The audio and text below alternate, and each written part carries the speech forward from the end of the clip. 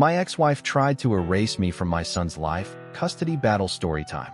A heartbreaking story of a father who fought against lies, manipulation, and parental alienation to keep his son in his life. Imagine being a loving father, building Lego castles, and sharing pizza nights with your son every weekend, only to wake up one day and realize he looks at you like you're a stranger. Not because you stopped loving him, but because someone has been whispering poison into his ears. This is the story of how my ex-wife tried to erase me from my own child's life, and how I fought back.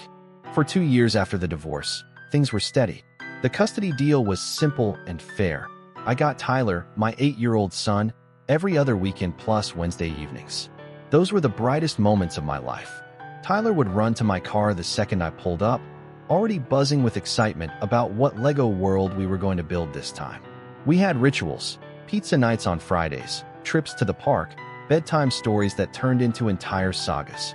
He'd chatter about school, about friends, about his favorite cartoon, and his laugh would fill the whole house. Every pickup felt like he was coming home. And then, about 6 months ago, the shift began. At first, it was little things. A stomach bug here, a family emergency there.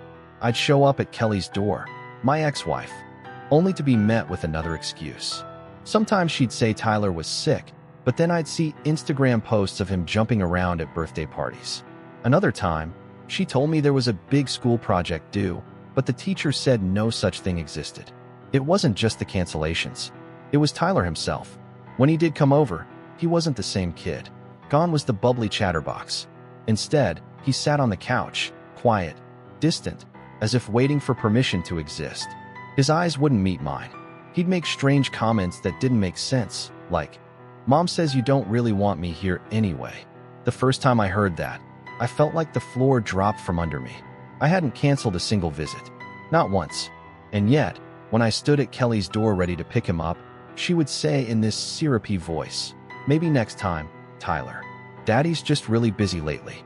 And there he was, peeking from behind her legs, torn between wanting to run into my arms and being terrified of wanting that too much. I tried to argue, to explain to him, but Kelly had perfected the act of the concerned mom. She'd look at me, hand on Tyler's shoulder, and whisper loud enough for him to hear, "I'm just telling him what you told me. Maybe we should skip this weekend if you're too tired." The more I fought, the worse it got. Out of 8 scheduled visits in 1 month, I only got him twice. And those 2 times it broke me. Tyler, my Lego building partner, refused to touch the toys. He called them baby stuff. He barely spoke, glued to his phone, asking constantly when he had to go back. And then came the day he clung to Kelly, sobbing, screaming like I was a stranger trying to kidnap him. Not a normal tantrum. This was raw, desperate fear. He cried, "But Mom said you told her you're too tired for me this weekend." My heart cracked. My own son believed I was rejecting him. I confronted Kelly that night. She denied everything, hung up on me, and turned it back on me. "If Tyler's confused, maybe you should be clearer about your availability." That's when I realized I wasn't just fighting for custody hours. I was fighting for my son's mind, his trust, his very sense of who I was. After weeks of canceled visits and awkward silences, I started doing what Reddit had advised, documenting everything.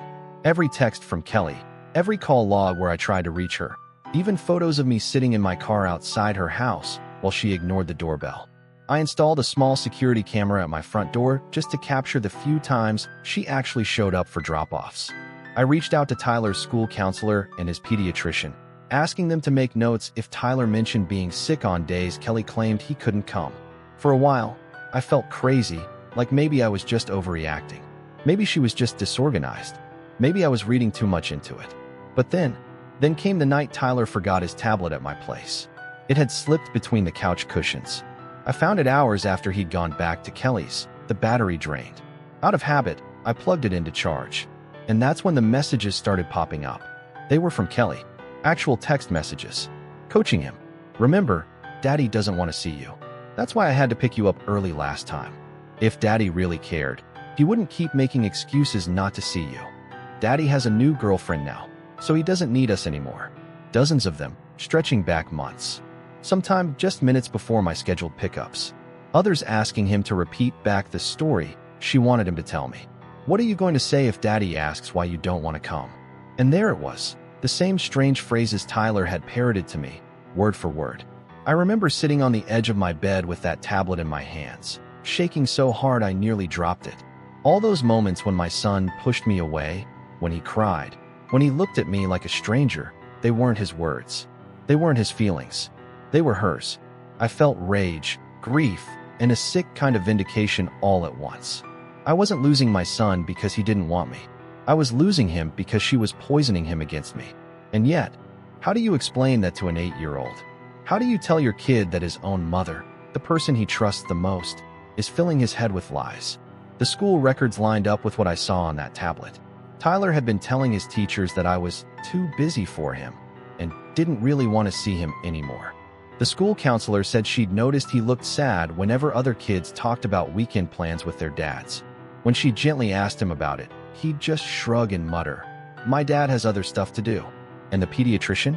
He confirmed Tyler had never been sick on the days Kelly claimed. Not once. Kelly had even called the office a few times, fishing for medical notes to justify the lies. But the doctor refused because Tyler was perfectly healthy. This wasn't just manipulation. This was a campaign. My lawyer agreed. We had enough for an emergency contempt motion. So we filed it. Every screenshot, every call log, every piece of evidence I had. We asked for makeup time, family counseling, and sanctions against Kelly for violating the custody order. For the first time in months, I felt a flicker of hope. Maybe, finally, someone would see the truth. But that's when Kelly went nuclear. She told Tyler that I was trying to take him away from her forever. She told him that I was dragging her to court because I hated their family. The next time Tyler called me, his little voice was breaking through sobs. "Daddy, please don't take me away from Mommy. I'll be good. I promise I'll visit you. Just don't make the judge take me away." I sat there, holding the phone to my ear, helpless, trying to reassure an 8-year-old that I wasn't trying to steal him from his mom, that I just wanted to see him like the court already allowed. But he didn't believe me. He was trembling so badly I could hear the hitch in his breath through the line. That's when the court ordered supervised visits while the contempt case was under investigation. It was the most humiliating experience of my life. Instead of pizza nights and Lego marathons, I now sat across from my own son in a sterile, white-walled family services building. A stranger sat in the corner with a clipboard, writing down every word, every gesture, like I was on trial. Tyler wouldn't look at me, wouldn't speak. He kept glancing at the supervisor, like playing with me was something wrong. Once, when he picked up a Lego brick, he whispered, "Does this mean I'm betraying Mommy?" That broke me in ways I can't describe. And the worst part? The supervisor's reports, the official record, made it sound like Tyler was naturally afraid of me, like I was the problem. Kelly had crafted her performance so well that even the system seemed to be on her side. I was fighting for my son, but every step I took only seemed to push him further away. And that's when I realized this wasn't just a custody battle. This was a war for my child's soul. Supervised visitation is a phrase that looks neutral on paper. In reality, it feels like punishment. It feels like someone has put an invisible wall between you and your own child, and then dared you to pretend nothing has changed. The first supervised visit was the hardest. I sat down at a gray table in a sterile government building. The walls were blank. A clock ticked loudly, reminding me of every passing second. And then they brought Tyler in. He didn't run to me like he used to. He didn't even smile. He shuffled in, sat across the table, and folded his hands like he was meeting with a teacher. There was a stranger in the corner, the supervisor, watching, taking notes, making it clear every word I spoke would be judged. Tyler didn't say much that day. He asked the supervisor when he could go home. He avoided my eyes. When I offered to build something with him, he glanced nervously at the clipboard before whispering, "If I play with you, does that mean I'm betraying Mommy?" That single sentence captured everything. My son had been taught to see love as betrayal. The supervisor's reports reflected his anxiety, his resistance, his fear. But the way they were written made it sound like I was the problem, like Tyler was naturally afraid of me. Kelly's narrative was winning. She showed up to court looking exhausted, wringing her hands, telling the judge I was traumatizing Tyler with legal battles. Her lawyer painted me as an obsessive ex-husband, harassing his poor ex-wife through the courts. And the worst part? Even some of my own family started to wonder if maybe I was pushing too hard. Maybe back off for a while. My mom said one night after dinner. My dad nodded. Sometimes pushing just makes things worse. They meant well, but they didn't see what I saw.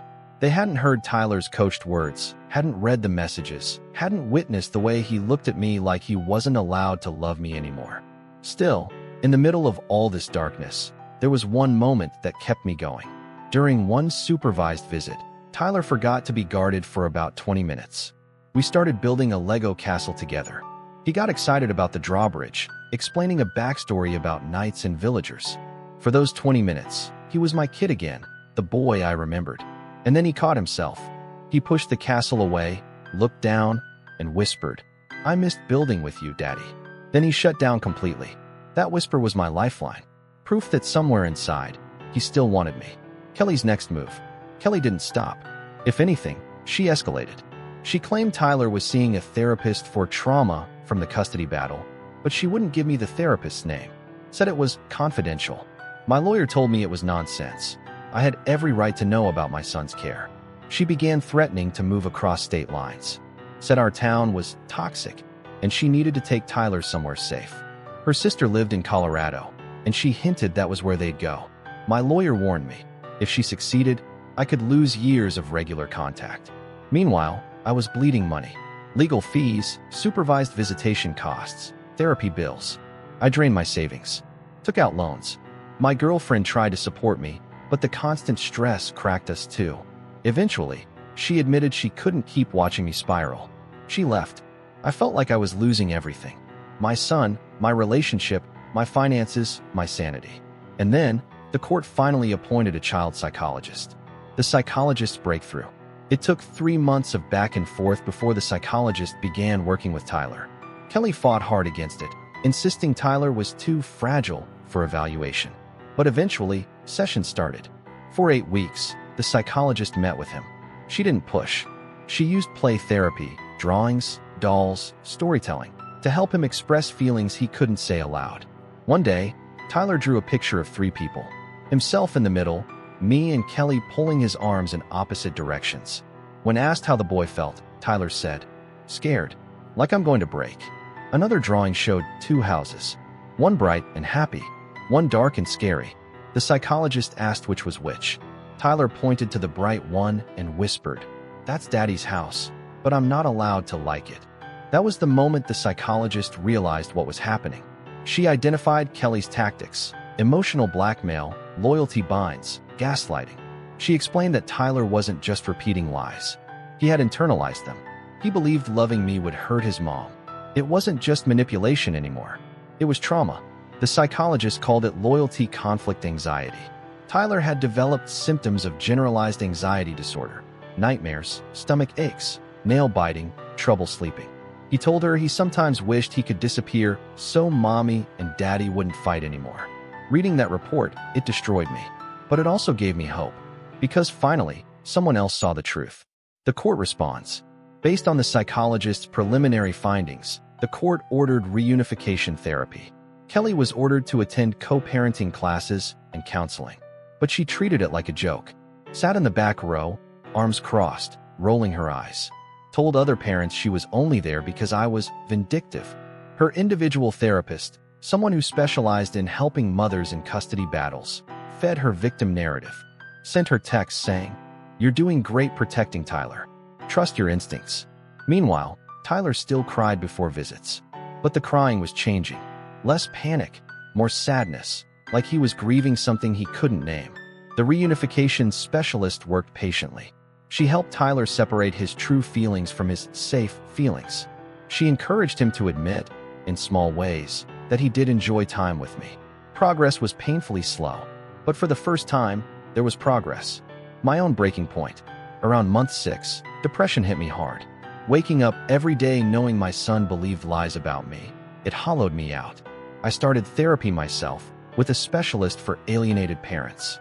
She warned me, this process can take years. Many fathers give up. Don't. But even knowing that, I sometimes wanted to. I was broke. Alone. My son barely spoke to me without fear in his eyes. Kelly fought every inch. The court process dragged on. And yet, during one session, Tyler looked up from a Lego spaceship and asked quietly, "Daddy, did you really not want to see me all those times Mommy said you canceled?" My throat closed. I told him the truth. I had shown up every single time. I had never canceled. He frowned, confused. But why would Mommy lie? I tried to explain gently. Sometimes adults make mistakes when they're scared. That his mom was probably afraid of losing him. For a moment, I thought he understood. He looked both relieved and terrified, like believing me meant betraying her. And then Kelly found out. The next visit, Tyler came upset, repeating her new line. Mommy says you lied about her. She cries every night now because of you. Kelly had weaponized even my honesty. But something had shifted. Because even though Kelly tried to erase my words, Tyler had heard them. For the first time in months, a seed of doubt had been planted. He wasn't just parroting anymore. He was questioning. And questioning meant hope.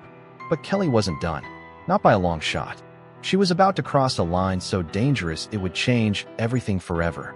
By the time reunification therapy had barely started to make progress, Kelly unleashed her most dangerous weapon yet: false allegations.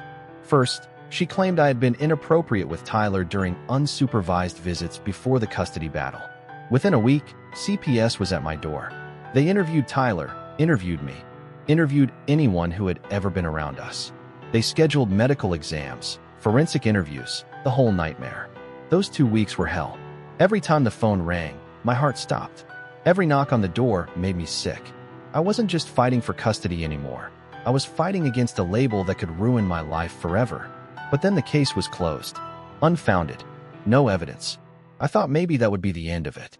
But Kelly wasn't finished. She filed a second report, this time claiming neglect, that I didn't feed Tyler, that I left him alone, that my house was unsafe. CPS came back. Again. This time, the investigator's tone was different. She was annoyed. She noted in her file that Kelly's allegations seemed vindictive and without merit. But the damage was done.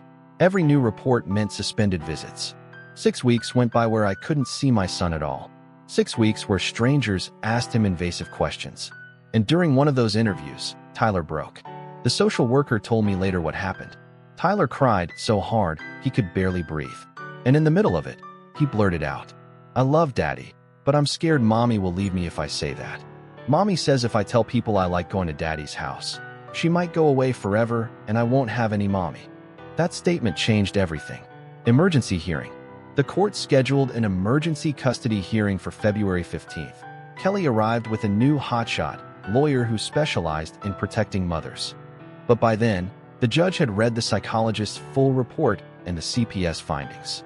Kelly's lawyer tried to argue that I had manipulated the process, that Tyler's positive comments were coached. But the judge wasn't buying it. That day, I was granted temporary primary custody. Kelly would only get supervised visits twice a week until she completed therapy and an education program on parental alienation. When the gavel hit, I should have felt triumphant. Instead, I felt like I'd just been through a war. And in the hallway outside, Kelly screamed at me, loud enough for Tyler to hear. "You stole my son. You'll never be forgiven." Rebuilding a broken bond. Getting Tyler back full-time was both a blessing and a challenge. The first week, he tested every boundary. He asked me 50 times in a row, "Are you going to get tired of me and send me back to Mommy?" He had been conditioned to expect rejection. Some days he wanted to call Kelly constantly. Other days, he was afraid to mention her name. He thought talking about her would make me mad. We had to rebuild from scratch. I let him set the pace.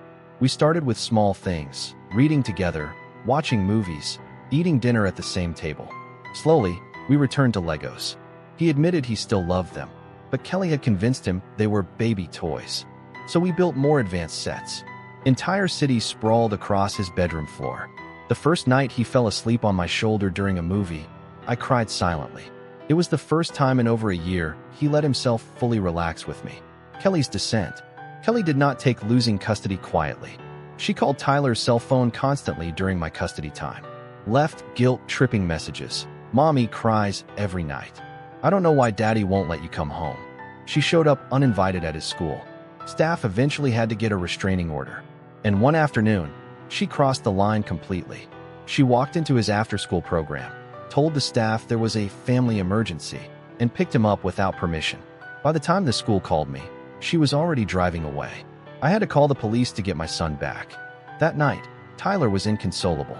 Kelly had spent those 3 hours telling him I'd tricked the judge, that she might have to go away forever because of me. He sobbed in my arms, begging me not to send Mommy to jail. I didn't know how to comfort him.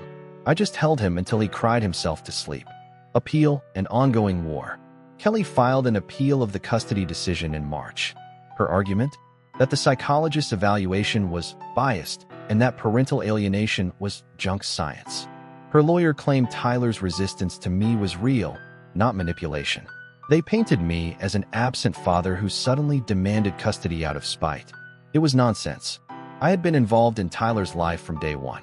The original custody deal was mutual, but the appeal could drag on for months. Still, the evidence was too strong. We had the psychologist's 127-page report. We had CPS findings. We had documentation of everything. And most importantly, we had Tyler's progress since living with me. Signs of healing. The changes were small at first, but undeniable. Tyler started sleeping through the night again. The bedwetting stopped. His anxiety lessened.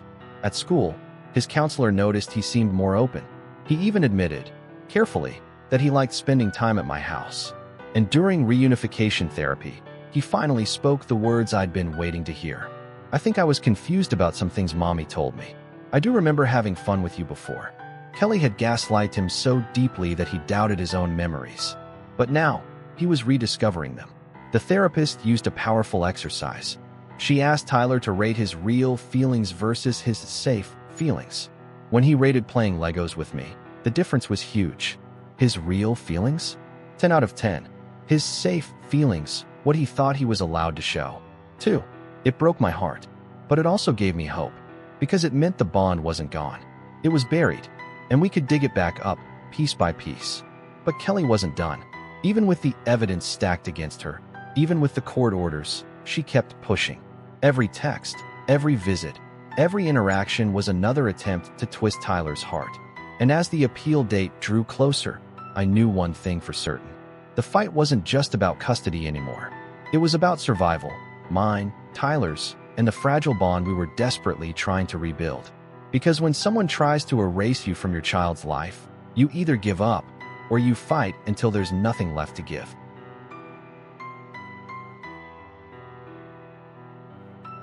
The months leading up to the appeal were some of the hardest of my life. I was drained, financially, emotionally, spiritually. I had already lost my girlfriend. I had mortgaged my future to pay for lawyers. My parents barely recognized the person I'd become. But I couldn't quit, because Tyler needed me. Kelly, of course, didn't stop. She treated every supervised visit as theater. She'd ask him leading questions in front of the monitor. Do you miss living with Mommy? Or, I hope Daddy's being nice to you. Always in that tone that implied I wasn't.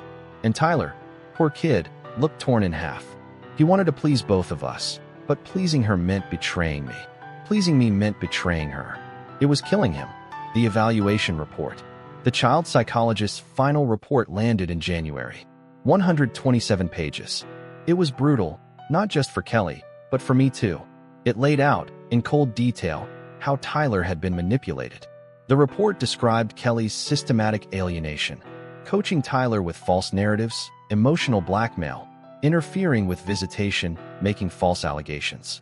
It explained how Tyler had developed loyalty conflict anxiety and symptoms of generalized anxiety disorder. And then, the recommendation, I should be granted primary custody. Reading that felt surreal. For months, I had been treated like the villain. Now, finally, the truth was in writing. Kelly found out about the report and spiraled. She accused me of manipulating the psychologist. She screamed in the courthouse halls that I was brainwashing her son. And when that didn't work, she doubled down on CPS reports, each one more desperate than the last. But by then, the system had caught on. CPS dismissed them almost immediately. One worker even noted in her file, allegations appear vindictive and retaliatory. The breakdown. The final straw came when Tyler himself cracked under the pressure. During one CPS interview, after Kelly's latest false report, Tyler sobbed hysterically and shouted, I love Daddy, but I'm scared Mommy will leave me if I say that. Those words cut through every lie, every performance, every coached phrase. They revealed the truth no report could hide. When the emergency custody hearing came, the judge didn't hesitate. The verdict, On February 15th, the court granted me primary custody effective immediately. Kelly was given only supervised visitation twice a week until she completed therapy and a parental alienation education program. The moment the judge announced it, I felt both relief and grief. Relief that the nightmare was finally shifting in my favor. Grief that it had come to this, that my son's relationship with his mother had been shattered beyond recognition. In the courthouse hallway afterward, Kelly screamed at me, "You stole him. You ruined our family." Her voice echoed down the marble walls. Tyler heard every word. I wanted to shield him, but there was no shield big enough. A new beginning. The first weeks of having Tyler full-time were rocky. He tested me constantly, waiting for me to abandon him the way he'd been told I would. He asked me over and over, "Are you sure you won't get tired of me?" I reassured him every time, patiently, gently. Sometimes it took all my strength not to break down in front of him. But slowly, things changed. He started sleeping better. The nightmares faded. He began laughing again, not the forced laugh of a scared kid trying to please, but the belly laugh I remembered from our Lego marathons. One night, he fell asleep on my shoulder during a movie. I sat there in the dark, holding him, crying silently. It was the first time in over a year he had felt safe enough to just be my son again. Kelly spiral. Kelly didn't accept the court's decision. She called Tyler's phone dozens of times a week. She sent guilt-tripping texts. "Mommy cries every night. Daddy won't let you come home." When that stopped working, she tried showing up at his school. The school had to get a restraining order. And the most terrifying incident, she once picked Tyler up from after-school care by lying about a family emergency. The police had to intervene to bring him back. That night, he was inconsolable. Kelly had told him I was trying to put her in jail. It broke him all over again. But the difference now? I could protect him. The court backed me. The psychologist supported me. The school documented everything. The appeal. Kelly's lawyer pushed hard in the appeal. They argued that parental alienation was junk science, that Tyler's resistance was genuine, that I had been absent during the marriage and suddenly demanded custody out of spite. But the evidence was overwhelming. The psychologist's report, the CPS dismissals, the supervised visitation notes, Tyler's progress since living with me. My lawyer was confident, and for the first time, so was I. Healing. The appeal is still pending, but the tide has turned. Tyler has stopped wetting the bed. He doesn't cry before visits anymore. He even admitted during therapy that he actually enjoys being with me, but used to feel guilty about it. We've built entire Lego cities together again. We've rediscovered our Friday pizza nights. He's not fully healed. He still looks over his shoulder sometimes, still worries about hurting his mom. But he's coming back to me, piece by piece. And last week, something happened that made everything worth it. We were sitting on the floor, building a Lego spaceship. Out of nowhere, Tyler looked up at me and said, "Daddy, I know you never stopped wanting me." I had to turn away so he wouldn't see me cry.